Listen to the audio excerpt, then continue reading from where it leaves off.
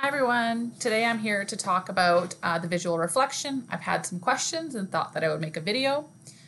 First things first, anytime you're given a photo, the first thing you want to look for is a caption or a heading telling you what this picture is about to help create some clarity.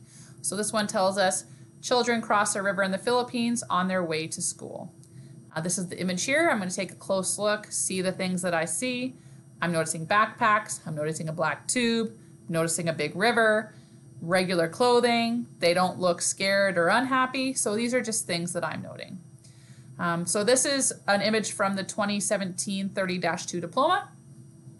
And so what the visual reflection asks you to do is to reflect upon and support your ideas and impressions regarding a photograph, an illustration, or a drawing.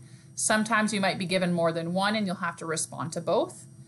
Then you need to select a prose form that is not poetry, that is appropriate to the ideas that you want to communicate to the reader. So people are like, what's prose? Prose could be paragraphs, it could be a short essay. If you wanted to get creative, it could be a story, a news article, a letter, or a speech. And we'll talk about those in just a second. So what you want to do in this assignment is discuss ideas and impressions that are meaningful to you. So what do you see when you look at that photo? If you can, respond either personally, critically, and or creatively. And the biggest thing is create a strong unifying effect. Make sure you're saying the same argument throughout your piece. It shouldn't take you any longer than 30 to 40 minutes and should be anywhere from 300 to 700 words, so not terribly long. Some suggestions from Alberta Ed is consider all the details of the visual text, then ask which ones are most significant to you. Then what you want to do is make sure that the details you select support your development of the ideas that you are planning to discuss. If you focus on this, it'll help you to establish and sustain your unifying effect, which will make clear by whatever statement or implication you're making.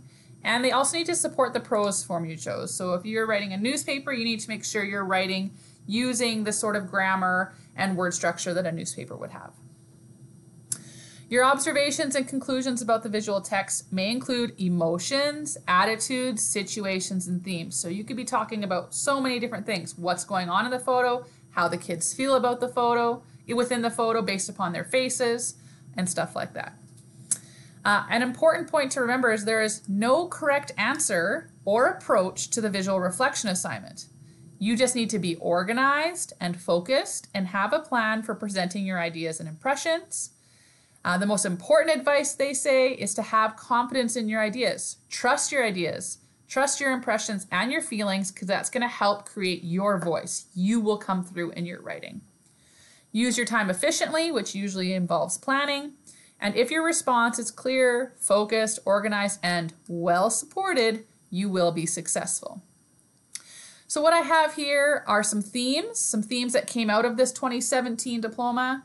So some people talked about how secure we are in relation to those who struggle. So they compared themselves in Canada versus people in the Philippines with regards to education. Some people talked about how we should be more grateful for the things that we take for granted. So really talked about how Canadians act or wherever they're from act.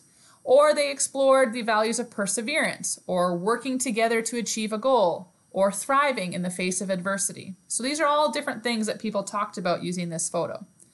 Some other things you could do is you could have a call for action on the part of those who have more to help than those who are less fortunate. So you might appeal to people to, hey, this shouldn't be happening, let's do this. And some students who decided to go creative wrote narratives, so wrote short stories from the point of view of the children in the photograph. If doing something creative you think would be easier for you, rather than writing a couple of paragraphs that expose some things about the photographs, reach out to your instructor to get more feedback on how to do that. Because we still need to make sure if we're being creative, we're still making observations about the photo, but we're just doing it through a creative writing. So I have an example here from the diploma of someone who got around an 80%, and so I'll read through this. Every day, almost all Canadians have access to food and clean water. We have the opportunity to receive the best education and be successful in whatever job field we choose. We are used to living a certain lifestyle, and unfortunately, we take a lot of things in our daily lives for granted. Often without thinking, we say things like, I'm starving, after 2 hours of just having a meal. Or we hate on school because we have to wake up early, then sit there and learn new concepts. We make these statements without realizing how lucky we really are to live in a country that provides the best quality of life for us. So this person's making a comparison. This picture shows students in the Philippines floating on a raft in water on their way to school.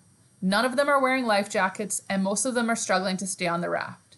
If anything like this were to happen in Canada, there would be an outrage. So this person specifically talks about something going on in the photo, which is great. It supports what they're saying, and then they're saying this would not happen here.